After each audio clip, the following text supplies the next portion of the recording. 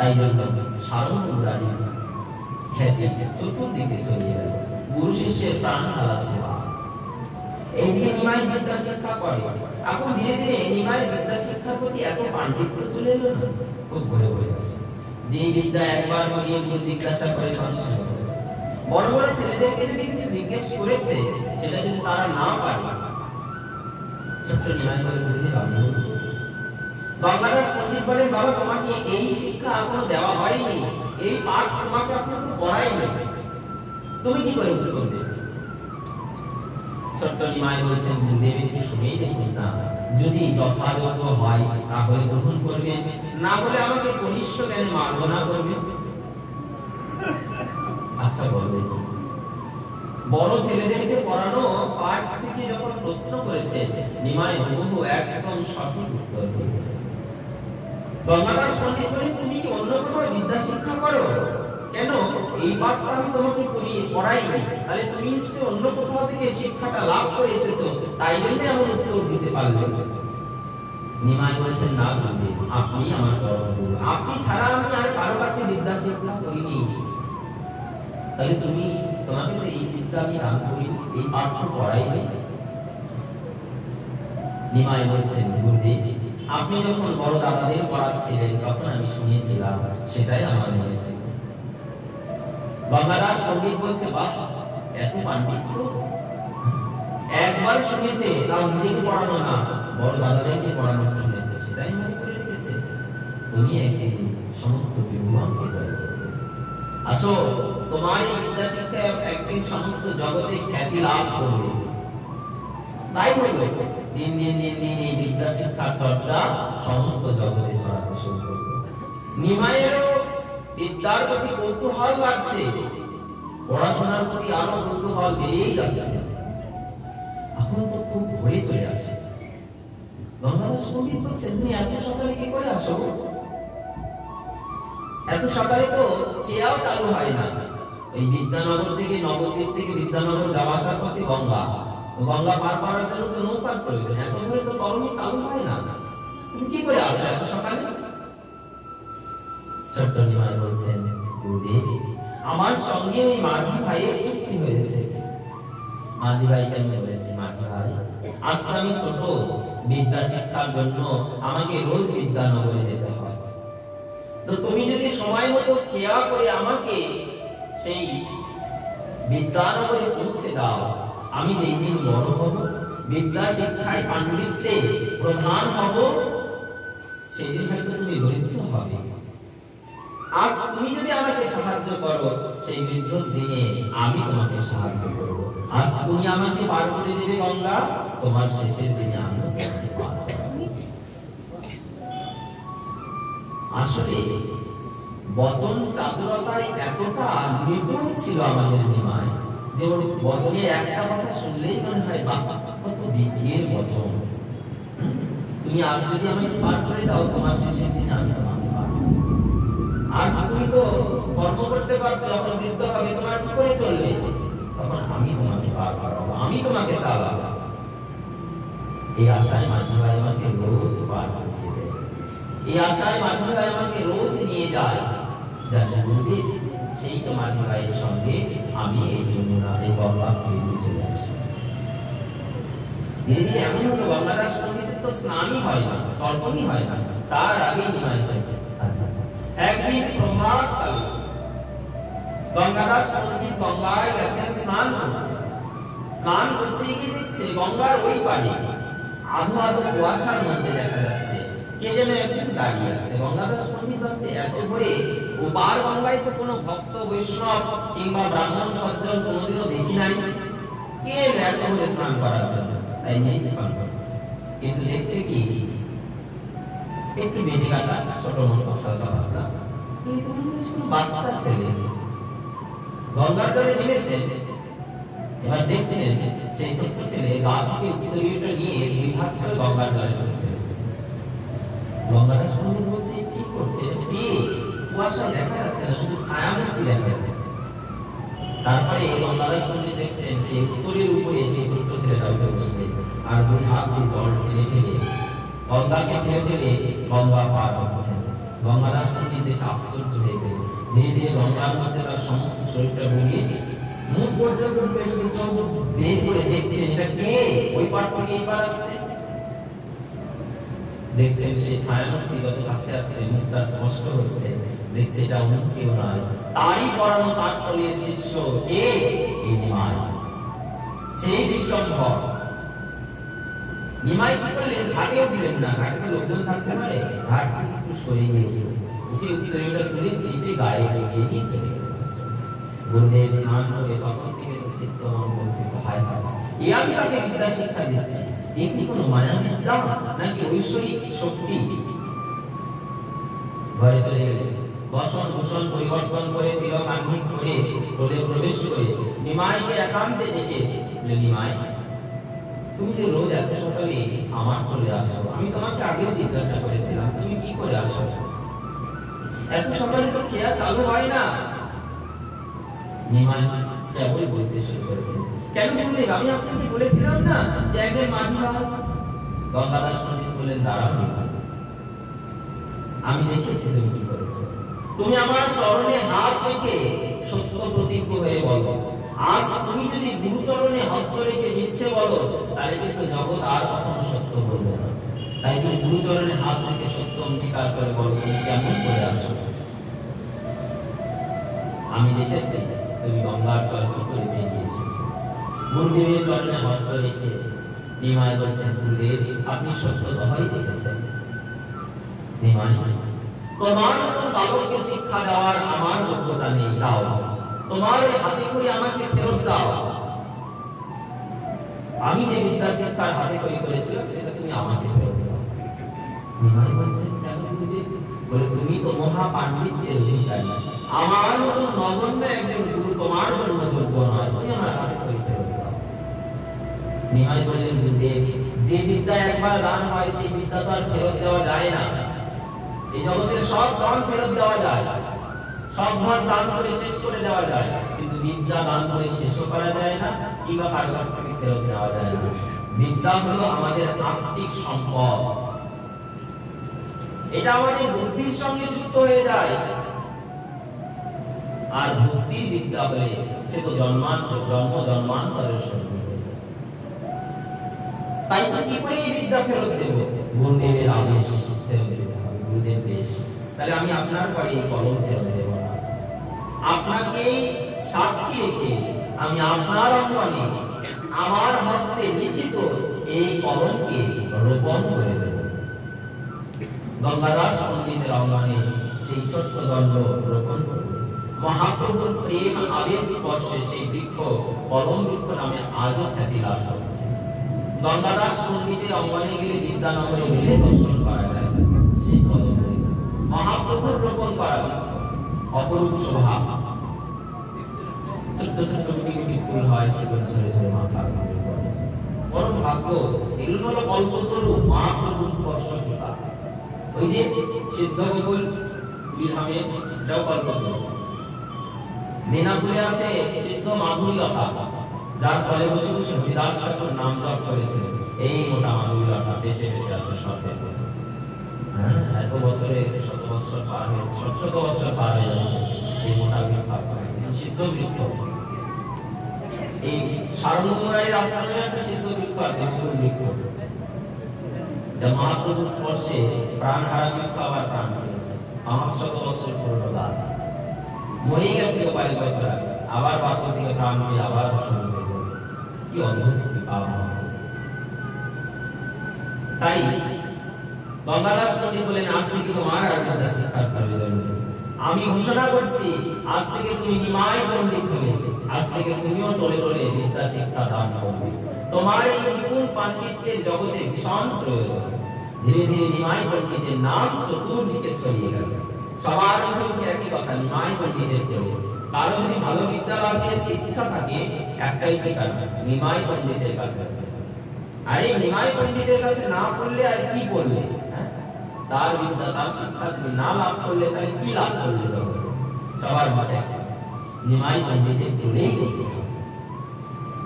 ধীরে ধীরে নিমাই বিদ্যা শিক্ষায় পারদর্শী হতে শুরু করলেন। বিদ্যায় এত পারদর্শী হয়ে উঠলেন যে আর বিষয় সংসারের প্রতি কোনো মন নেই।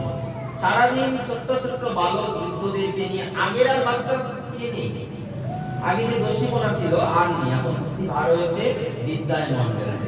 আগে যে লোকের জানলা থেকে লাউ কেটে কেটে ফেলে রেখে দিত আর পারে না, লোকের কাছে শশা ছিঁড়ে ফেলে দেয় না, এখন শান্ত হয়েছে। কিন্তু এত শান্ত হয়েছে আর ঘরে থাকে না, সব সময় শুধু পাণ্ডিত্য, শাস্ত্র আলোচনা, এগুলো নিয়েই মেতে থাকেন সারাদিন।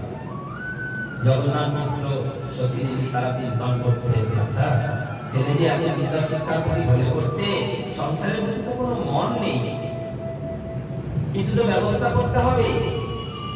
বলে একটা কাজ হবে, সন্তানকে বিবাহ দিয়ে দেওয়া যাবে, বিয়ে দিলে নিশ্চিত সংসারের মধ্যে মনটা দিয়ে লক্ষ্মী প্রিয়া দেবীর সঙ্গে বিবাহ সম্পন্ন করা হলো। যদিও মহাপ্রভুর কোনো ইচ্ছা ছিল না বিবাহ দেওয়া হবে।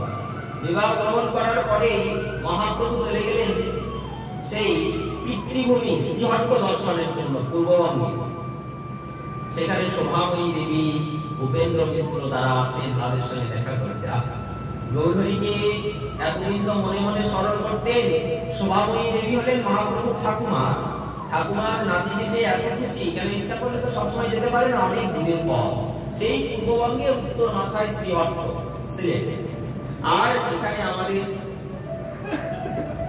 এই পশ্চিমবঙ্গের মধ্য দক্ষিণ প্রান্তে গিয়ে আমাদের নবদ্বীপ। এত দূর কি ইচ্ছা করলে আসা যায়? কিন্তু আজ যখন এসেছে সবার মনে মনে খুব খুশি, থাকলে সেখানে 10 দিন সমস্ত পূর্ববঙ্গে তার পাণ্ডিত্য, তার প্রতিভাকে প্রকাশ করালেন।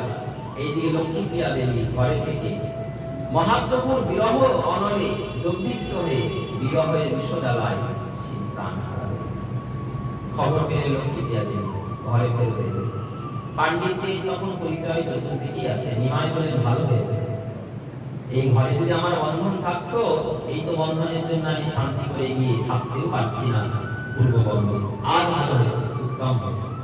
পাণ্ডিত্য নিয়েই মেতে আছেন।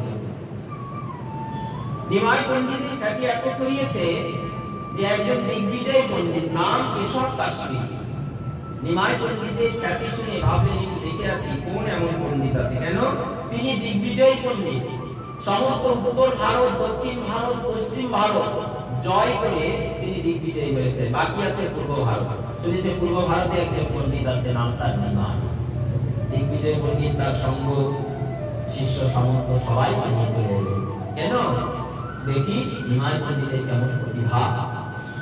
দিগ্বিজয় পণ্ডিত এসেছে, এসে দেখছেন গঙ্গার তীরে। দিগ্বিজয় পণ্ডিতের পিছনে তো অনেক তার শিষ্য সৈন্য সামন্ত আছে, আর এইদিকে আমাদের নিমাই পণ্ডিত গঙ্গার তীরে বসেছেন।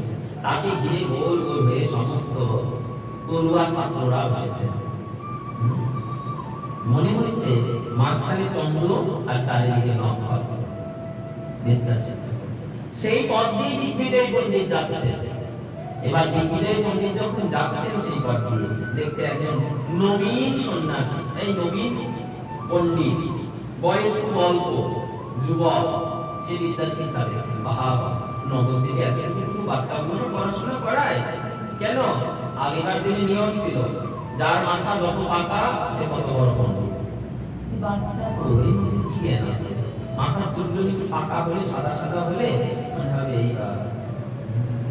এইবার ভালো পণ্ডিত হয়েছে, চুল পেকে গেছে মাথা। তো এইটা দেখে বিচার হলো। নিমাই পণ্ডিত বলেন, মাথার চুল পাকা দেখে কি বিদ্যা শিক্ষা, জ্ঞানে ভক্তির বিচার হয়? যার ভক্তি হয় ওই তার 9তেই হয়ে যায়, আর যার না হয় তার 90তেও হয় না, ওই মরা পর্যন্ত হয় না। বিদ্যা শিক্ষা বয়স দেখে হয় না। এই আবার পণ্ডিত এলো, মাথার চুল দেখে বিচার করছে পাণ্ডিত। আসলে কেশব কাশ্মীর মাথার চুলগুলো হয়ে গেছে তো সাদা সাদা, এটা হচ্ছে বিশাল বড় পণ্ডিত।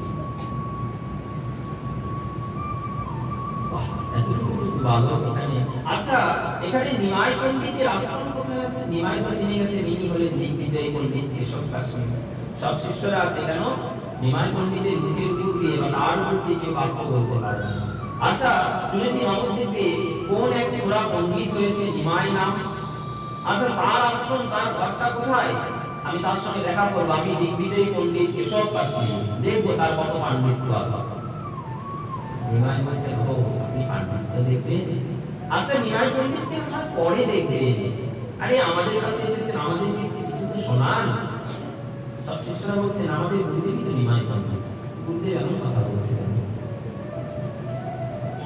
দিগ্বিজয় পণ্ডিত বলছে তোমরা কি শুনবে, হ্যাঁ তুমি একটা নবীন বাচ্চা একটা পণ্ডিত, এদেরকে কি শিক্ষা দিচ্ছ, ফালতু এদেরকে কি পেয়েছো, হ্যাঁ রাজা আমি নয় ফালতু, আমি কিছু জানি না, আপনি তো জানেন কিছু একটু শোনান না, কিছু শোনান, কি শোনাবো বলো, কি শুনতে চাও? দিগ্বিজয় পণ্ডিত মনে মনে ভাবছেন আমি যদি কিছু শোনাতে পারি, এই যে এর পাশে যতজন আছে এদের যদি মন জয় করতে পারি তাহলে এরা তো আমার শিষ্য হয়ে যাবে, আমার দলটা ভারী হবে, বলো কি শুনবে? পাশেই গঙ্গা, এই গঙ্গারই একটু মাহাত্ম্য যদি স্তব করে শোনাতে তাহলে খুব ভালো। গঙ্গার মাহাত্ম্য বেশ আপনি বলছি। দিগ্বিজয় পণ্ডিতের এত জ্ঞান ছিল, তিনি কখনো ওই মাহাত্ম্য বা শ্লোক পাঠ করতেন না, নিজে স্বরচিত করে সেটা শোনাতেন, নিজে রচনা করতেন, সঙ্গে সঙ্গে মুহূর্তের মধ্যে 100টি মাহাত্ম্য শ্লোক পাঠ করে শোনালেন। সেই শ্লোক শুনে তো সকলে আপ্লুত। নিমাই পণ্ডিত সঙ্গে সঙ্গে বলছে বাহ বাহ বাহ, অপূর্ব অপূর্ব, খুব সুন্দর শুনিয়েছেন, খুব অপূর্ব হয়েছে, খুব ভালো। আচ্ছা আপনি তো ঝড়ে বেরিয়ে বলে গেলেন, আমাদের তো ক্ষুদ্র বুদ্ধি, আমাদের কত জ্ঞান নেই, এর মধ্যে যদি অন্তত একটা শ্লোকের একটু অর্থ ব্যাখ্যা করে বলতেন। এসব কাশ্মীর বলছে ও আবার অর্থ শোনার ইচ্ছা, তাহলে বলো তো কোন শ্লোকটার অর্থ বলবো? এসব কাশ্মীর ভাবছে আমি যেই বেগে 100টা শ্লোক বলেছি, এই শ্লোকগুলো মনে রাখা এদের সাধনা, এরা মনে করে রাখতে পারবে না কিছু, বলো না। নিমাই পণ্ডিত 100টা শ্লোকের মধ্যে একটা শ্লোক মহাত্মা গঙ্গা ইরম ভাত, একটি শ্লোক তুলে উদ্ধৃতি করে বলে এই শ্লোকে একটু ব্যাখ্যা অর্থ করতেন। এসব কাশ্মীরের সর্বনাশ, বায়ুর বেগে আমি এত শ্লোক বলে গেলাম, আর তার মধ্যে থেকে নিপুণ ভাবে শুনে দেখলেন সত্যি একদম নিখুঁত শ্লোক বললেন। আরে আমি বায়ুর বেগে বললাম আর তুমি তার মধ্যে থেকে সুস্পষ্টতম শ্লোকটা শুনে মাথায় ধরে নিলে, বাহ চমৎকার বুদ্ধি তো তোমার। নিমাই পণ্ডিত করজোড় করে বলছেন হ্যাঁ ঠিক বলেছেন পণ্ডিতবর বিজয়ী।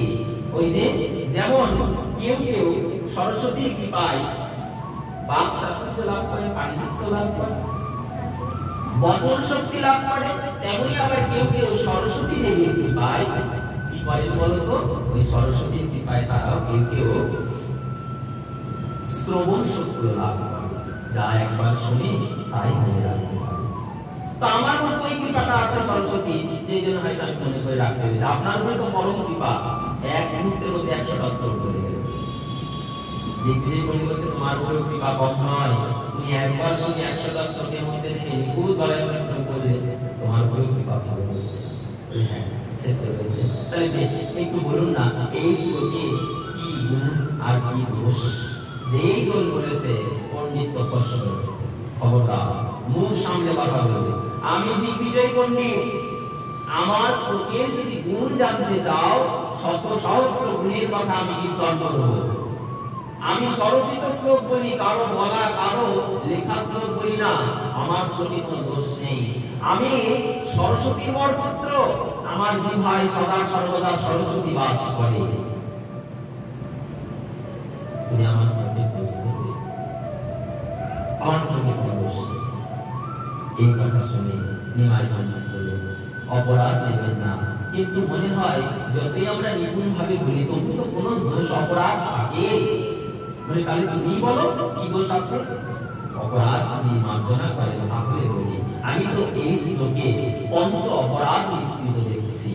5টি অপরাধ, অলঙ্কার শাস্ত্রের অপরাধ, অবয়ব অপরাধ, অনুপ্রাংশ অপরাধ 2 স্থানে। আপনি অনুপ্রাস অলঙ্কারকে প্রয়োগ করে শ্লোকের মধ্যে ঝঙ্কার সৃষ্টি করতে গিয়ে শব্দের মাহাত্ম্যের অবমাননা করেছেন, তাই জন্য আমি দেখছি এটি দুষ্ট হয়েছে।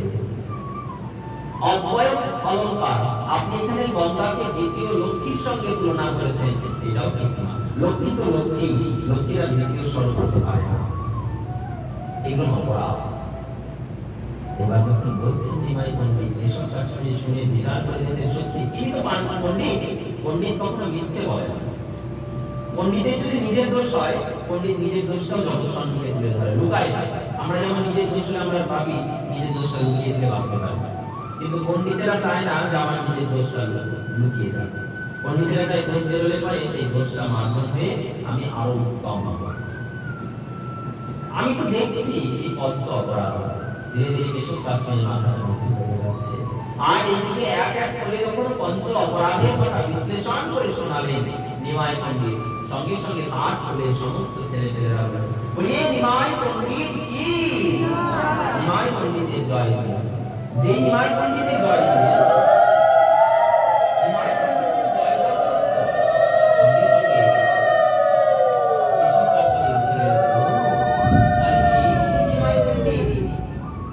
যার কথা শুনে যার দেখা করতে আমি এখানে এসেছি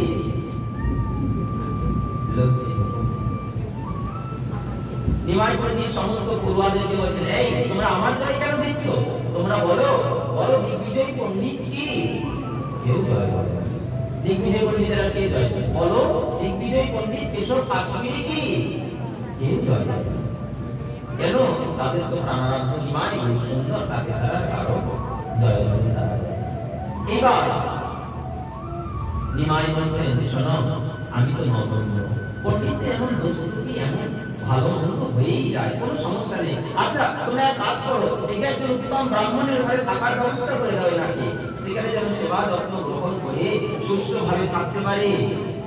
শুনুন না, এই নবদ্বীপে ভালো পণ্ডিত পাইনি, আপনাকে পেয়েছি, দিন কত এখানে থাকেন, আপনার সঙ্গে একটু পাণ্ডিত্যের আলোচনা করে একটু হৃদয়কে তৃপ্ত করবো।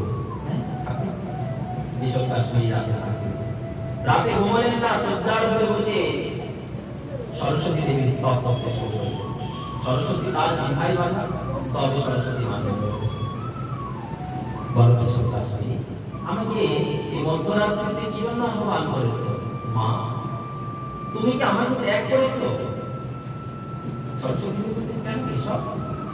বলে তুমি তো আমার জিহ্বায় বাস করো, আমি যা বাক্য বলি সেটাই সিদ্ধ হয়ে যায়, সেটাই সত্য হয়ে যায়, কিন্তু আজকে যে আমি বাক্য বলছি সেটা সত্য হলো না। আমার শ্লোকের ভুলার্থ এই নদিয়ার নবদ্বীপের একজন ছোট্ট পণ্ডিত নিমাই পণ্ডিত ধরে নিল। তুমি যতদিন আমার জিহ্বায় আছো ততদিন তো আমার বদন দিয়ে কোনো ভুল শ্লোক প্রকাশ হতে পারে না। তাই আজ কি করে হলো? সরস্বতী দেবী বললেন, কাশ্মীরি তুই যদি নির্লজ্জ হোস তাহলে কি আমি নির্লজ্জ? ওই নিমাই পণ্ডিত আমাদের আরাধ্য উপাস্য ভগবান। নিমাই পণ্ডিত কি জানিস? এই গোলকের ত্রৈলোক্য অধিপতি তিনি।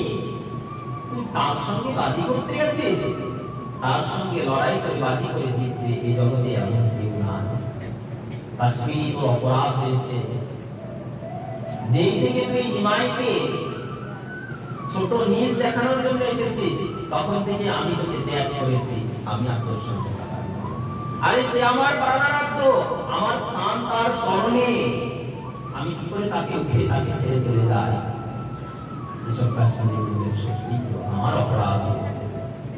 সরস্বতী দেবী বলেন, শোন, কালীকে নিমাই পণ্ডিতের চরণ ধরে ক্ষমা চাই। সকাল হতেই এসব কাশ্মীরি ছুটে চলে গেলেন নিমাই পণ্ডিতের কোলে। সেই ভোর বেলায় নিমাই পণ্ডিত সমস্ত বাচ্চাদেরকে নিয়ে বিদ্যা শিক্ষা শাস্ত্র অধ্যয়ন শুরু করে দিয়েছে। নিমাই পণ্ডিতের সেই শাস্ত্র অধ্যয়ন বিদ্যা শিক্ষা থেকে খুশি হয়ে দৌড়ে গিয়ে নিমাই পণ্ডিতের চরণে পড়ে গিয়ে ক্ষমা প্রার্থনা করছে, ক্ষমা দাবি করছে, পণ্ডিত বর আমাকে আপনি ক্ষমা করুন, আমার অপরাধ হয়ে গেছে, আমি বুঝতে পারিনি আপনি সে ত্রৈলোক্য অধীশ্বর ভগবান, না বুঝে আপনার সঙ্গে শাস্ত্র প্রতিদ্বন্দ্বিতা করার জন্য এসেছে, তো সেই জন্য আমাকে আপনি ক্ষমা করুন। নিমাই পণ্ডিতের ক্ষমার কিছু নেই, শাস্ত্রকে উত্তম ভাবে প্রকাশ করতে পারলে তাই হলো। শোনো, কেউ যদি শাস্ত্রজ্ঞ হয়, পণ্ডিত হয়, তার চিত্তে হৃদয়ে কখনো অহংকার আনা চলে না। যদি অহংকার আনতে চায় তাহলে জেনে রাখবে এই শাস্ত্রের আর কোনো মূল্য থাকে না। তাই জন্য তোমাকে লজ্জিত হতে হয়েছে। বুঝলেন কেশব কাশ্মীরি? তাই শাস্ত্রজ্ঞ হয়ে নিরহংকার হয়ে তখন থেকে শাস্ত্র ব্যাখ্যা করতে শুরু করলেন জগতে। এইদিকে কেশব কাশ্মীরের পরাজয়ের পরে নিমাই পণ্ডিতের খ্যাতি জগতে আরো আরো আরো ভাবে ছড়িয়ে গেল। শুনেছো, সেই দিগ্বিজয় পণ্ডিত কেশব কাশ্মীরি পর্যন্ত হেরে গেছে আমাদের নিমাই পণ্ডিতের কাছে। শুনেছো তোমরা? শুনেছো? সবাই আলোচনা করছে। নবদ্বীপে তখন আমাদের নিমাইয়ের সমস্ত শিষ্য পড়ুয়াদের সংখ্যা দিন দিন বেড়েই যাচ্ছে, কিন্তু ভক্ত অনুরাগী প্রাণদের হৃদয়ে ব্যথা। কেন? যেই জন্য এসেছেন আমাদের মহাপ্রভু, সেই কাজ তো শুরু হচ্ছে না। শ্রীবাস পণ্ডিতরা চার ভাই মিলে তারা গোবিন্দের ভজন করেন আনন্দে। তারা মনে মনে দুঃখ প্রকাশ করছেন, হাই রে, যেই জন্য মহাপ্রভুকে ধরাভূমিতে অবতীর্ণ করানো হয়েছে, সেই উদ্দেশ্য তো সাধন হচ্ছে না। মহাপ্রভু তো তার স্বমহিমা প্রকাশ করছেন না। কবে মহাপ্রভুর মধ্যে সেই মহাভাব রসরাজ স্বরূপ প্রকাশ হবে? শ্রীবাস পণ্ডিত ছুটে গেলেন নিমাই। তোমার পাণ্ডিত্য, বিষয় পাণ্ডিত্য, শাস্ত্র জ্ঞান দিয়ে জগৎকে ভুলিয়ে রাখছো। আরে তুমি এসেছো কি জন্য? তুমি এসেছো এই জগতে প্রেম ভক্তি প্রচার করেছো। ভুলে গেছো সেই নারায়ণ কার? ভুলে গেছো? ভুলে গেছো অদ্বৈত আচার্যের গঙ্গাজলে তুলসীপত্র নিবেদনের কথা? ভুলে গেছো হরিদাসের নয়ন জলে আত্মনাদ করে প্রার্থনা করার কথা? শ্রীবাস সরলমান, এইভাবে তুমি জগতে শুধু পাণ্ডিত্য নিয়ে থাকতে পারো না। তোমার মধ্যে মহাভাবের প্রকাশ করাতেই হবে। ওই যে শ্রীবাস বলে গেলেন, আর মহাপ্রভুর কিছু ভালো লাগে, মনটা খুব চঞ্চল। এর মধ্যে আবার পিতৃবিয়োগ। কিছু পড়ুয়া ছাত্রদেরকে নিয়ে গয়ায় গেলেন বিষ্ণুপাদ পদ্মে পিণ্ড দেওয়ার জন্য। পথে যেতেই মহাপ্রভুর মধ্যে মহাভাবের প্রকাশ হলো। কোথায়? সেই কানাইয়ের নাটশালায় গিয়ে মহাপ্রভু যখন বিশ্রাম করতে বসলেন, শুয়েছেন, দেখছেন সেই নাটশালাতে তার কানহাইয়া লাল চরণে মৃদুবন্ধ নুপুর করে রুনুঝুনু শব্দ করে আসছে। নিদ্রার মধ্যে দর্শন করছে মহাপ্রভু, তার প্রাণারাধ্য, তার পার্শ্ব, তার দিকে ধীরে ধীরে এগিয়ে আসছে। দর্শন করি মনটা আপ্লুত। শুধু কি এগিয়ে আসছে? না, দুই হাত বাড়িয়ে দিয়েছে আমাদের মহাপ্রভুর দিকে। তুমি তো আমার সঙ্গে চলার জন্য, এই ভক্তিকে চলার জন্যই এসেছো। কেন তুমি এই পাণ্ডিত্য বিদ্যা শিক্ষা নিয়ে জীবন কাটিয়ে বৃথা দিনগুলো শেষ করে দিচ্ছ? সেই কানাইয়া লাল তার হাত ধরে এগিয়ে নিয়ে যাচ্ছে, গিয়ে দেখাচ্ছে, দেখো এই জগতের প্রতি জীবেদের রসা দেখো। নিমাই, তোমার মধ্যে সেই মহাভাব স্বরূপ এইবার জাগ্রত করা হবে। দেখো না কত কাঁদছে জীব মায়া বন্ধন। এই বন্ধন বন্ধ করতে হবে। মায়ায় বিষয়ের জন্য কেঁদে জীবের কোনো লাভ নেই। যদি কাঁদতে হয় জীবকে, তাহলে কৃষ্ণ কৃষ্ণ বলে কাঁদতে হবে। যদি জীবকে আরাধনা উপাসনায় আসক্ত হতে হয়, তাহলে সেটা কৃষ্ণ নামে আসক্ত হতে হবে। এই বিষয় আশয় ধন সম্পদে আসক্ত হয়ে জীবের কোনো লাভ নাই। তাই আমি বলছি, তুমি আমার কথা মানো। দেখো এই জগৎ জীবের প্রতি দশা, সেই কারণে আস্থানে মহাপ্রভুর হৃদয়ে তীব্র রাগানুগা ভক্তির সঞ্চার হলো। চিত্তমন কম্পিত হয়ে উঠেছে, সত্যি তো আমার জগৎবাসী এত কষ্টে আছে, ভক্তিহীন হয়ে আছে, আমি কি করে সুখে থাকি? আমি কি করে স্বাচ্ছন্দ্যে থাকি? আমার জগৎবাসীকে কষ্টে রেখে আমাকে কিছু করতে হবে এদের জন্য, আমাকে কিছু করতে হবে। যেই মাত্র নিদ্রা ভঙ্গ হলো, ওই দেখছে কাহিনীলাল কোথায় গেল? নেই, চতুর্দিকে ঘুরছে। শুরু হয়ে গেল মহাভাবের প্রকাশ। রসরাজ শিরোমণি হয়ে গেলেন আমাদের সুচির দুলাল। রসরাজ শিরোমণি হয়ে মহাভাবের প্রকাশ করে জগৎ সম্মুখে প্রেম ভক্তি প্রকাশ করতে শুরু করলেন। এবার সবাই মিলে ধরে নিয়ে গেলেন গয়ায় বিষ্ণুপাদ পদ্ম। সেটা দর্শন করে আর কোথায় যাবেন? ওই চরণ দর্শন করে মহাপ্রভুর মধ্যে তীব্র পরাকাষ্ঠাভক্তি প্রকাশ হলো। আর কোথায় পিণ্ডদান, আর কোথায় তর্পণ, আর মহাপ্রভুকে ধরে ঘরে ফেলতে হইল। আর ঘরে ফেলতে হইল। মন খুব চঞ্চল চঞ্চল। সচিমা বলছেন ঘরে তো কেউ নেই। জগন্নাথ মিশ্র দেহ লিখেছেন বিশ্বরূপ ঘর ছেড়ে চলে গেছেন, আর ফেরত আসেনি। তাদের একজন লোক আছে ঈশান, তাকে বললেন ভাই আমার এই নিমাই তো ভাব কিছুই বুঝছি না, এইরকম কেন যে বারবার কৃষ্ণ কৃষ্ণ বলে আর অশ্রু জলে ভাসে, আমি ভাব কিছু বুঝছি না।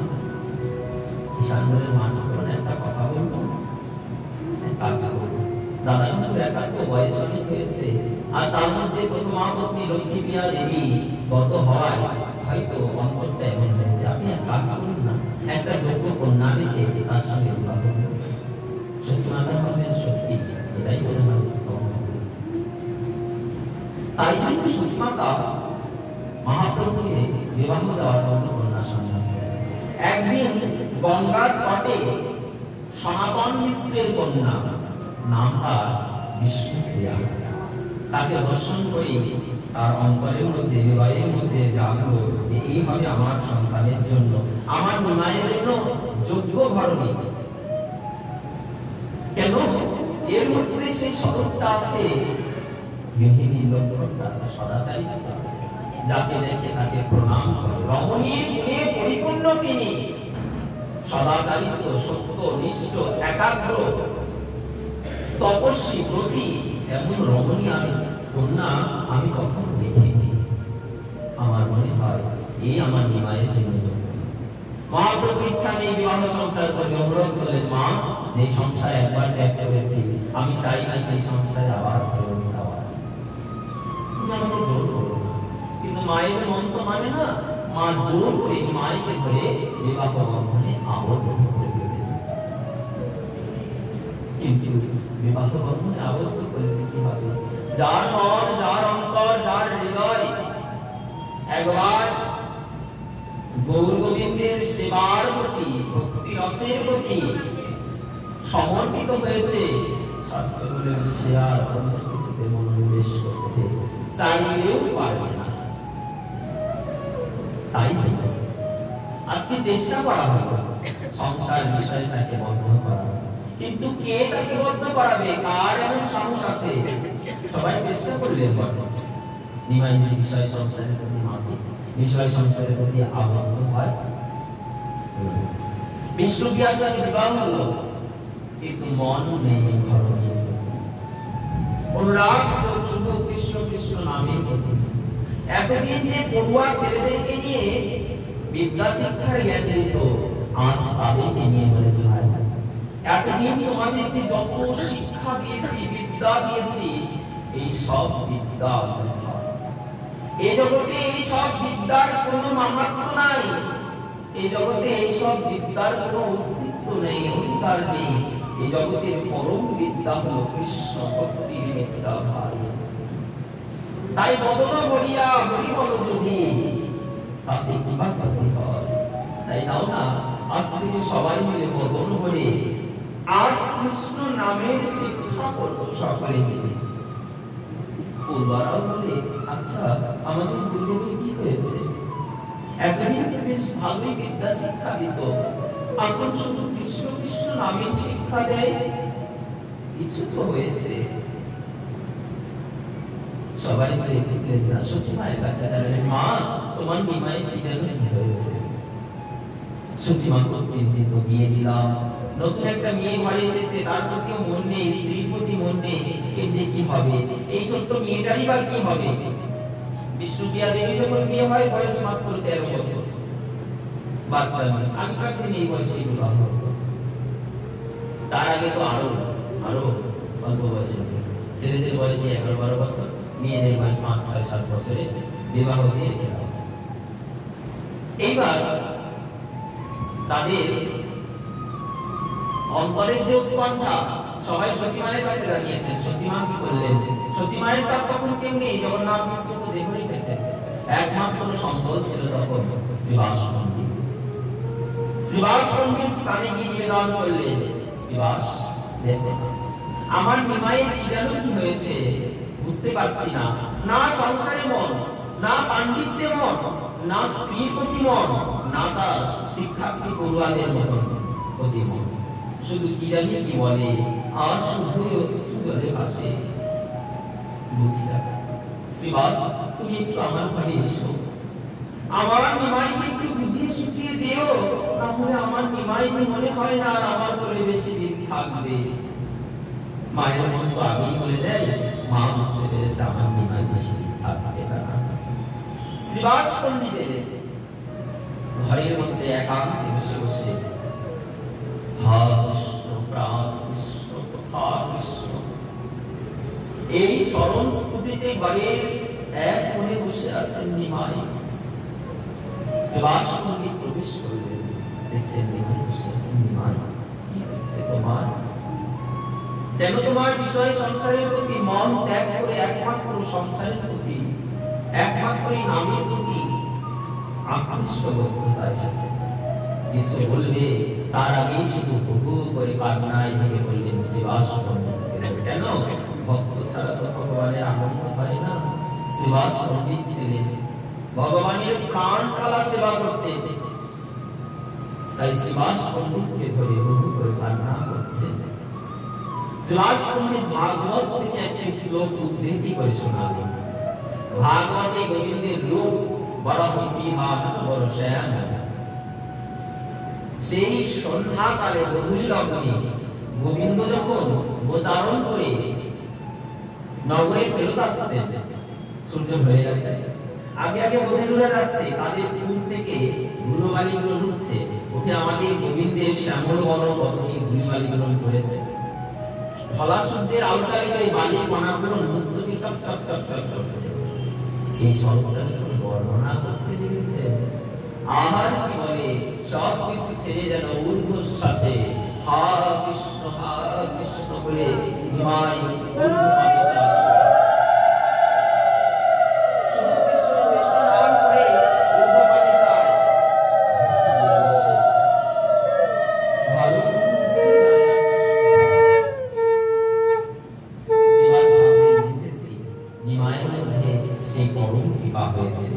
বুঝেছি নিমায়ের মধ্যে সেই পরম কৃপা ভাবের প্রকাশ হয়েছে।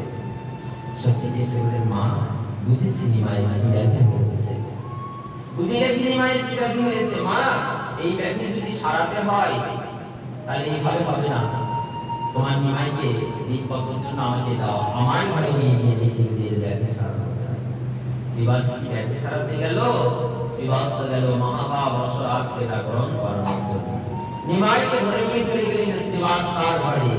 এইবার শুরু হচ্ছে শ্রীবাস অঙ্গনের মহিমা মাহাত্ম্য প্রকাশ। মহাপ্রভু এই দশা শ্রীবাস চতুর্দিকে জানালেন, সবাই একে একে শ্রীবাস অঙ্গনে এসে ভিড় জমালেন মহাপ্রভু সেই মহাভাব স্বরূপকে দর্শনের জন্য। একদিন মহাপ্রভু বসিয়া বিষ্ণু খট্টার উপরে নারা নারা বলি হুঙ্কার দেন উচ্চ গর্জনে। একদিন সেই মহাপ্রভু শ্রীবাসের বিষ্ণু খট্টের উপরে বসে থেকে কি জানি কি হলো, হঠাৎ করে নারা নারা নারা বলে হুঙ্কার করছেন।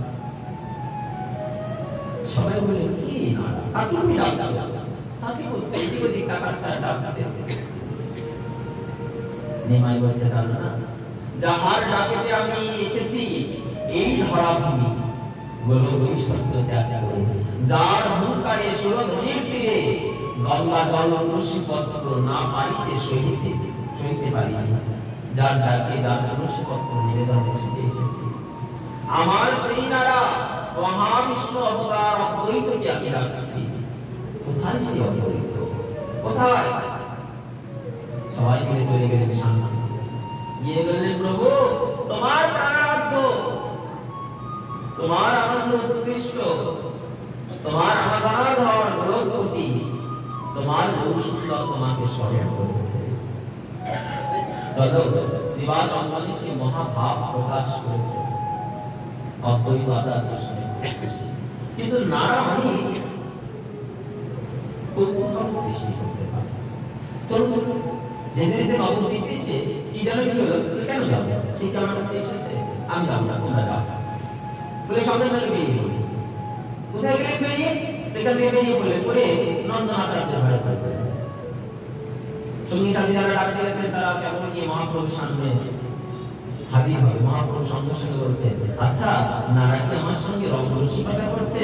ওকে বলো নন্দনাচার্যের বাড়ি ঢুকিয়ে না থেকে আমার কাছে ফেরত আসতে বলো। সবাই বললেন মহাপ্রভু তো দিব্য দৃষ্টিতে সবই দর্শন করছে। সবাই ছুটে গিয়ে বললেন, জানো মহাপ্রভু কি বললো? মহাপ্রভু বললো, নারাকে বলো ওই নন্দনাচার্যের বাড়ি ঢুকিয়ে না থেকে আমার সামনে আসতে, আমরা কিছু বলি। অদ্বৈত বললেন, তবে মহাপ্রভু আমাকে এইবার চিনেছে। ছুটে আসি পুরীর চরণস্থলে ছুটে এসে বিপতিত হয়ে দণ্ডবাদ করে বললেন, প্রভু একদিনে তোমার প্রকাশ হলো। শুরু করলেন মহাভাব প্রেমের প্রকাশ। ভক্তগণ সঙ্গ প্রভুর আদেশ শুনে হরিদাস ছুটে এলেন নাম থেকে। রামাই যাকে দিয়ে রামাই পণ্ডিতের হাতে লিখে পাঠিয়েছিলেন অদ্বৈত আচার্য, রামাই মুকুন্দ দামোদর স্বরূপ যারা যারা ছিল সকলকে নিয়ে মহাপ্রভু প্রকাশ হচ্ছে। কিন্তু মহাপ্রভুর একজন অন্তরঙ্গ আছে, কি তার প্রাণের ভাই নিতাই। তার তো দরকার, তাকে কোথায় পাবে? তাকে পাওয়ার জন্য অন্তরান্তরে তিনি তাকে রাখছেন। নিত্যানন্দ ঠাকুর সমস্ত তীর্থভূমি পরিভ্রমণ করে আজ তিনি চলে আসলেন নবদ্বীপে।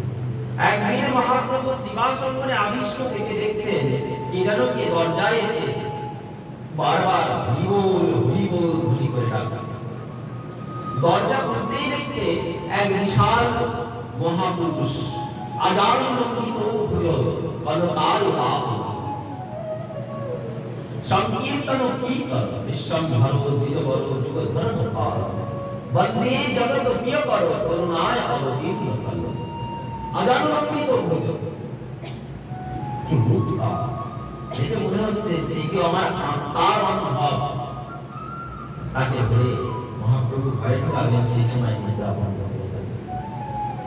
মহাপ্রভু সবাইকে ডেকে বললেন, শোনো না, আমি স্বপ্নে দেখলাম এক মহাপুরুষ এই নবদ্বীপে এসেছেন, রথ সাজিয়ে নিয়ে এসেছেন। তোমরা যাও তো সমস্ত নবদ্বীপ ঘুরে ঘুরে ঘুরে ঘুরে দেখো। আমি যখন স্বপ্নে দেখেছি নিশ্চিত কেউ না কেউ এসেছে।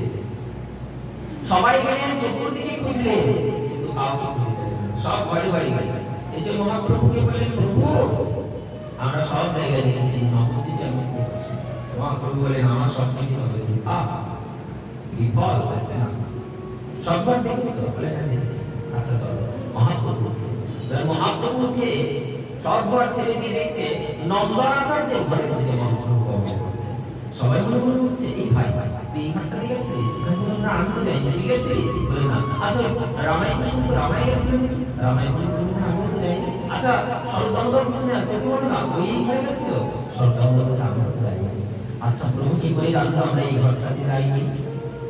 আসলে আত্মার সম্বন্ধ তো নিতাইও কি আছে, দর্শন দিলে আগে গৌরকেই দেখা দেব, তার আগে কাউকে। নন্দনাচার্যের কপাট খুলে যেই মাত্র প্রবেশ করছেন, দেখছেন মহাভাব স্বরূপে সাক্ষাৎ নিত্যানন্দ মহাপ্রভু বসে রয়েছেন।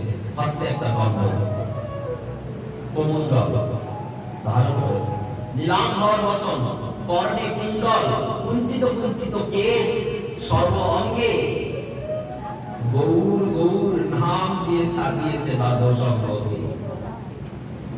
কি সুন্দর স্বরূপটা! যেই মাত্র প্রভু এসে দরজা খুলে দাঁড়িয়েছে, মহাভাব স্বরূপ নিতাই চাঁদ এসে দাঁড়িয়েছে। গৌর আমার হাত বাড়াতেই নিতাই ছুটে আসছে, গৌর ছুটে আসছে।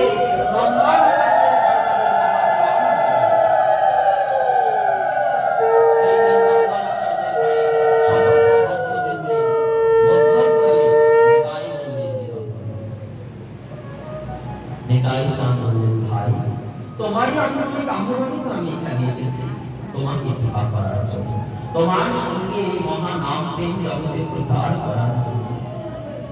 এইবার সম্পূর্ণ সত্য অন্তরঙ্গ পার্শ্বদ চলে এসেছে, তো আর পাশে আর দুঃখ বুঝে গেছে মহাপ্রভু। মহাপ্রভু কি বলছেন? সমস্ত ভক্তদেরকে নিয়ে মহাপ্রভু মহাপ্রভু বলেন, এইভাবে শুধু শিবাসঙ্গনে নাম করলে হবে না। কেন মহাপ্রভু মহাযজ্ঞ শুরু করলেন নামে, কোথায় শিবাসঙ্গন?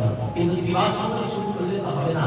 মহাপ্রভু ভাবলেন যত নগরবাসী আছে তারা এই নাম প্রেম কি করে পাবে, তাদেরকে তো আমাকে প্রেমটা শেখাতে হবে, জানাতে হবে, প্রকাশ করতে হবে, তো তারা নাম প্রেম কি করে পাবে? তাদেরকে সেই নাম প্রেম দেওয়ার জন্য নগরে নগরে কৃষ্ণ নাম প্রচার করতে হবে। কি করে নগরে নগরে কৃষ্ণ প্রেম প্রকাশ হবে? মহাপ্রভু নির্দেশ করলেন। মহাপ্রভু নির্দেশ করলেন কি, শোনো শোনো নিত্যানন্দ, শোনো হরিদাস, সর্বত্র আমার করো প্রকাশ। যাও প্রতি ঘরে ঘরে গিয়া করো এই ভিক্ষা, বলো কৃষ্ণ, কহ কৃষ্ণ, করো কৃষ্ণ শিক্ষা। যাও প্রত্যেক দ্বারে দ্বারে গিয়ে এই কৃষ্ণ নামের ভিক্ষা চাও, কৃষ্ণ নাম শেখাও, কৃষ্ণ বলে জীবের বদলে কৃষ্ণ নাম বলাও। ইহা বলি ইহা ছাড়ি অন্যথা না বলিবা বলাইবা, এটা ছাড়া না অন্যথা কিছু বলবে না কাউকে দিয়ে বলাবে। আর দিবস শেষে এসে সকল আমাকে জানাবে। তাই যাও নগরে কে কৃষ্ণ নাম নিল, কে নিল না, তাকে কতজনকে কৃষ্ণ বলাতে পারলে সেই হিসাবটা তোমরা এসে আমাকে দিবে। আমি দেখব আমার প্রিয় জীবেরা কারা কারা এই কৃষ্ণ নাম বলবে। আর তাই মঙ্গলকে সঙ্গে হরিদাস, অপ্রধ পরমানন্দ নিত্যানন্দ রায়, যথায় অভিমান শূন্য নিতাই এইবার নগরে নগরে বেড়ায়। কি করছেন নিতাই? যারে দেখে তারে কহে গমকে তুমি করি, আমাকে তিনি আলাহ বলো গৌর বলি। সবাইকে বললেন ভাই আমি তোমার দাস হয়ে যাব, চরণের ভৃত্য হয়ে যাব, শুধু একবার বদন বলে গৌর হরি হরি বল বল। কেমন বলে সবটাই আলাদা, অভিমান সম্বন্ধে কোনো অভিমান নেই। কেউ নিন্দা করলে, কেউ বদনাম করলে, কেউ অপমান করলে তাই নেয় না কেন? তিনি বলছেন আমি তো এসেছি প্রেম লীলাতে, এই জগতের অন্য বিষয় আশয়, অন্য জ্ঞান অভিজ্ঞা আমি গ্রহণ করব না। সবাইকে প্রেম শিখাতে, সবাইকে প্রেম দান করতে আমি এই জগতে অবতীর্ণ হয়েছি। তাই বলে এত বড় নিত্যানন্দ ভূমি হয়ে যায়, সোনার পর্বত যেন ধুলিতে লুটায়, ধুলিতে লুটায়।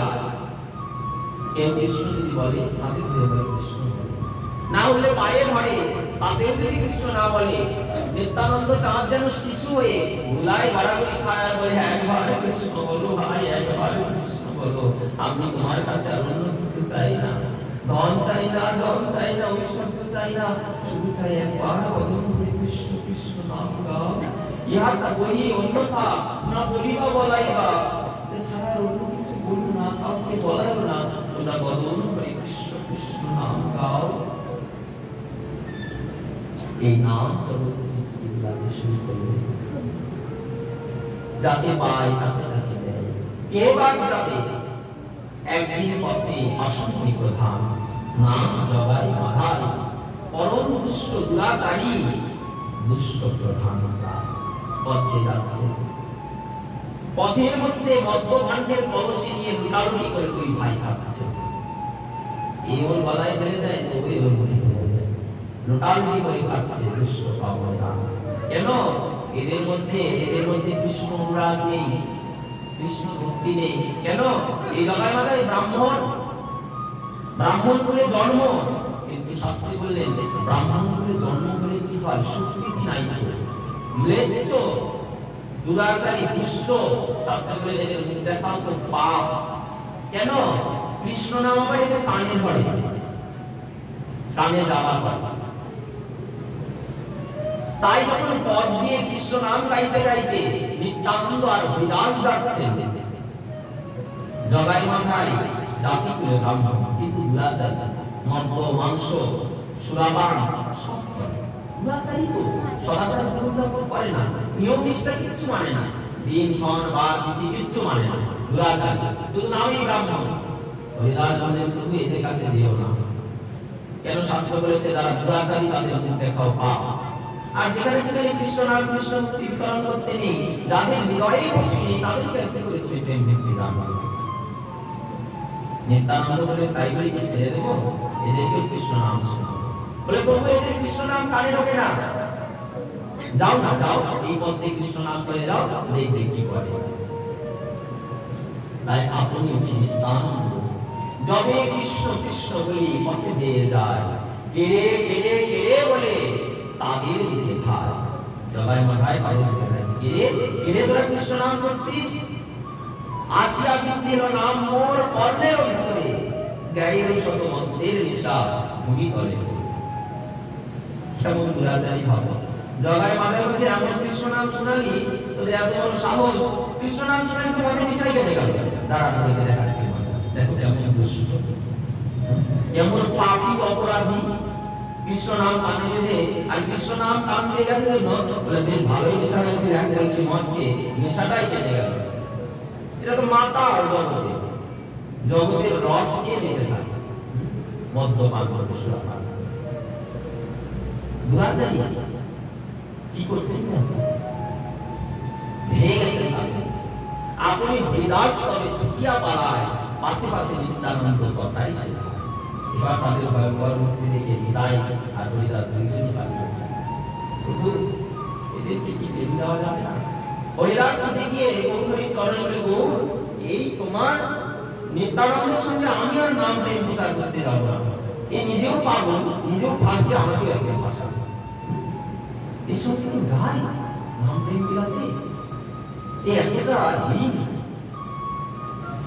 ওই দুষ্ট জগাই মাথায় মতো দস্যুকে, যাদের কৃষ্ণ নাম কর্ণে ঢোকে না, তারা তাদের কাছে কৃষ্ণ নাম দিতে গেছে। আমি আমি আর নিত্যানন্দের সঙ্গে যাব না। নিত্যানন্দ বললেন, গৌরহরি বলছেন ঠিক তো, নিতাই কেন নাম প্রেম বিলাতে গেছে তাদের কাছে, দুষ্টদের কাছে? নিত্যানন্দ বললেন, প্রভু তুমি কেমন প্রদীপ পাবন, যদি এই দুষ্টদেরকেই নাম প্রেম না দিতে পারবে, তুমি কেমন দয়াল শিরোমণি। তোমার তো নাম তখনই সার্থক হবে যখন তুমি এই পতিত অধম জীবদেরকে নাম প্রেম দান করতে পারবে। প্রভু এই কেমন ভাবে তুমি জীবন কাটাবে? আজ তিনি তাই চান, করুণামূর্তি অবতার। পরের দিন আবার সেই পথে গেলেন। হরিদাস বলেন, আমি আর এই পথে যাবো না। কালকে দেখলেন এই পথে বসে বসে মদ্যের ভাণ্ড নিয়ে নিয়ে লোটালুটি করে খাচ্ছে। হরিদাসকে নিত্যানন্দের লাগছে করেছে, হরিদাস তোমাকে ছাড়বে না, প্রভু তোমাকে আমার সঙ্গে নিয়েছে, নাম বললাম। এবার কৃষ্ণ কৃষ্ণ নাম কহিতে যাবে, সেই পথে করেছেন গমন। আবার ধেয়ে ওঠে মাথায়, ছুটিল তখন মাথায় ধেয়ে উঠেছেন। নিত্যানন্দ ভয় নাই, অগ্রেসে ধায়। হরিদাস তুমি পিছনে, আমি আগে যাই, দেখি এরা কৃষ্ণ নাম করে মাথা আরাম হয়। তুইল ভাণ্ড মুষ্টা ঘাত, নিত্যানন্দের শিরোয়ে অধরে গভীর ধারা বহিল তখন। হায় হায়, সমস্ত মস্তক থেকে ঝরঝর করে রক্তের ধারা। ওই সুরার ভাণ্ড মধ্যের কলসি ভাঙা নিয়ে একদম মুষ্টাঘাতে তার মাথার উপর পড়েছে। ওই দেখে তো হরিদাস বলছে, সর্বনাশ, নিতাইয়ের অঙ্গে আঘাত। লেশ মাত্র নিত্যানন্দে যার দেশ হয়, ভজিলেও সে প্রভু গৌরাঙ্গের প্রিয় নয়। যত বড়ই সাধন হোক, ভজন হোক, যদি নিত্যানন্দের প্রতি লেশ মাত্র সন্দেহ থাকে, তাহলে সে কিন্তু ভজন করলেও সেই কৃপা লাভ করতে পারবে না। আর এই দুরাচারী নিতাইয়ের অঙ্গে এই মুষ্টাঘাত করে মারলেন। হায় হায়, কিভাবে এই দুরাচারী চলে গেছেন। মহাপ্রভু শোনা মাত্র ছুটে এসেছেন। আসিয়া দেখেন নিত্যানন্দ বদন ভিতর ঝড় ঝড় রক্ত ঝাড়া বহছে তখন। সুদর্শন সুদর্শন বলি প্রভু কবে আহ্বান, ঊর্ধ্ব গগনে সুদর্শন হাসি তাহা পায়। হইয়া কৃতবাস কম্পিত চিতয়, মাধাই জগাই দুইজন কম্পিত তখন। জগাই আসি বলিল প্রভুর চরণ অগ্রেতে, এ পতিতে উদ্ধার করো হে দয়াল। প্রার্থনা করলেন, হে দয়াল শিরোমণি, আমাদের পতিকে উদ্ধার করো। নিত্যানন্দকে তবে বহু চরণ ধায়, প্রভু তুমি তো এই যুগে এই লীলা করবে না, তুমি তো কথা দিয়ে এসেছে জগতে, এই যুগে তুমি প্রেম বন্ধকে সার করবে। রামকে অবতারে প্রতি নানা অস্ত্র করে অসুরের করিলেন সংহার। এ অস্ত্র না ধরিবে, প্রাণে কারো না বধিবে, চিত্ত শুদ্ধি করিবে সবার। এইটি তোমার উদ্দেশ্য ছিল। এই তো তোমার অঙ্গীকার ছিল, প্রতিশ্রুতি ছিল, তাহলে এবার কেন অস্ত্র ধরলে? এটা তো তোমার উচিত কার্য নয়। প্রেম দিয়ে জগৎকে বোলাতে হবে। কইছে জইছে মাথায় মরে কইল মুশরাঘাত, কইছে মূল বুদ্ধি জগায় মরে রাখিল প্রাণাঘাত। যখন মাথায় আমাকে মারতে এসেছিল না, জগায় তখন বলেছিল, ভাই তাকে মারতে যাচ্ছিস, দেখ মনে হচ্ছে কলিযুগের প্রতিভাবন ঈশ্বর আমাদের সম্মুখে দাঁড়িয়ে আছে, আরো ধরে হয়তো মারতো, কিন্তু জগায় বাঁচানোর জন্য আমি হয়তো প্রাণে বেঁচে গেলাম, না হলে হয়তো মেরে মরেই যেতাম। মহাপ্রভু বললেন, জগাই তুই আমার ভাই নিতাইকে বাঁচিয়েছিস? ওরে জগাই, আমার নিতাইকে প্রাণ রক্ষা করে তুই যে আমাকে কিনে নিলি ভাই, আয় জগাই তুই আমার পক্ষে আয় ভাই, তুই আমার নিতাইকে বাঁচিয়েছিস। কিন্তু ওইছে মাথায় আমি তালে না ছাইব, দর্শন অস্ত্রাঘাতে তার প্রাণ হারিব। জগাই বাহে দেব বিহিত করিয়া নিরূপ বিচার কেন আমার মন হইতে, আমাদের দুইজনের কি বিরূপ বিচার কেন? একসঙ্গে পাপ করি, অপরাধ করি, দুই ভাই মিলে করি কত ভুল অপরাধ, কত কিছু করেছি। আজকে যদি জগাই নিত্যানন্দের প্রাণ রক্ষা করেছে, সে যদি প্রেম লাভের অধিকারী হয়েছে, তাহলে কি মাথায় কৃপা পাবে না? জগাই বলছে, প্রভু তুমি মাথায় কি কৃপা করো? বহু সুন্দর বলে, না মাথায়ের অপরাধের কোন ক্ষমা নেই, আমার নিত্যানন্দে আমাকে মাথা, ওকে ক্ষমা করবো না। জগাই তার অনুরোধ শুনলেন না। নিত্যানন্দ চাঁদ এবার মহাপ্রভুর চরণ ধরে বললেন, প্রভু অনন্ত জন্মে কোন যদি স্বীকৃতি আমার থাকে, আমি সেই স্বীকৃতি মাথায়কে দান করছি, তুমি মাথায়কে প্রাণ দান করো। ওই যে দুষ্ট দমন তোমার নামে লীলায় অবতার, প্রেম গানে ধন্য করিলে জগৎ মাঝার। দুষ্টের দমন করার জন্য, মারার জন্য নয়, প্রেম গানে চিত্ত মার্জনের জন্য তোমার অবতার। তাই এই অবতারে এই লীলা হবে না। নিত্যানন্দ বলে, আমার যদি কোনো স্বীকৃতি পূর্ণ আছে, সেটা তুমি মাথায় থেকে দাও, দিয়ে ওর প্রাণ বাঁচাও। তবে নিত্যানন্দ অনুরোধে মাথায় প্রাণ সংবলিত, দুজনার মধ্যে মহা প্রেম বিতরিত, দুইজনের মধ্যে মহা বন্ধুত্ব। মহাপ্রভু বলে, জগাই ওরে মাথায়, আজ থেকে আর দুষ্ট কর্ম করিস না রে, তোর জীবনটা শেষ হয়ে গেল দুষ্ট কর্ম করে আর কৃষ্ণ বিরোধিতা করে করে। এখন শেষ জীবনে অন্তত কৃষ্ণের প্রতি, নামের প্রতি, প্রেমের প্রতি শরণাগতি আন, না হলে তোদের আর উদ্ধার নাই ভাই। জগাই মাথায় মহাপ্রভু চরণে পড়ে বলেন, প্রভু আর ওইছে দইছে নাম প্রেম বিতালে জগৎ ভূমি, তত্র দ্বিলক্ষ নাম করিব দিবস রজনী। তোমার চরণে হস্ত রেখে প্রতিজ্ঞা করলাম, যে নাম প্রেম বিতরণ করে তুমি জগৎকে উদ্ধার করলে, রক্ষা করলে, সেই নাম প্রেম, সেই মহামন্ত্রকে আমরা দিবস রজনী ধরে 2 লক্ষ নাম জপ করব। হরিদাস ঠাকুর 3 লক্ষ নাম জপ করতে, জগাই বলে 2 লক্ষ নাম জপ শুরু করলে। এইভাবে জীবন কাটাচ্ছে। একদিন নিত্যানন্দ গিয়ে দেখলেন, বলে, তোমাদের তো পাপ কাটাতে হবে, অনেক অপরাধ আছে, কি করে কাটবে? যাও গঙ্গার ঘাটে, যারা যারা গঙ্গা পার হয়, অনেক ব্রাহ্মণ বৈষ্ণব সজ্জনের বিরুদ্ধে তুমি আঘাত করেছো, দূষণ করেছো, তো তাদের কি করে কৃপা করবে?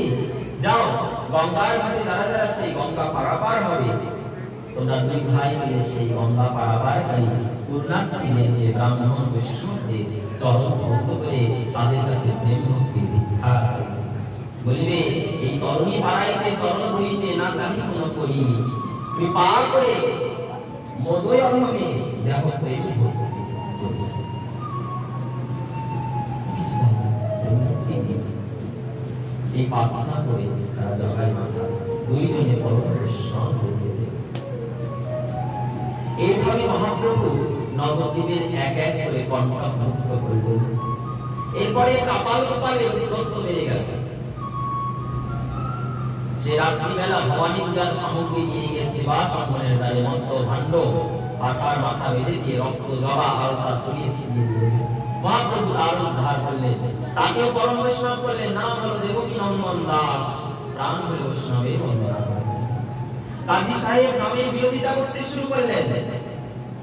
মহাপ্রভু সেই কাজী সাহেবের মধ্যে নাম প্রেমের অনুরাগ সঞ্চার হয়।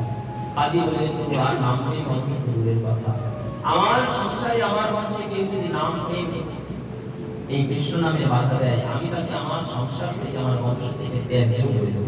সেই জন্য চিন্তা নেই কেউ, আর আমি নাম প্রেমে বাধা দেব।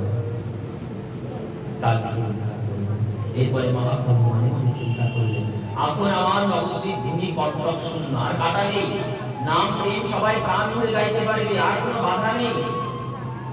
কিন্তু আমার তো শুধু এখানে থাকতে পারবে না, জগৎ জীব আমার অপেক্ষা করছে, তাদের উদ্ধার করতে হবে।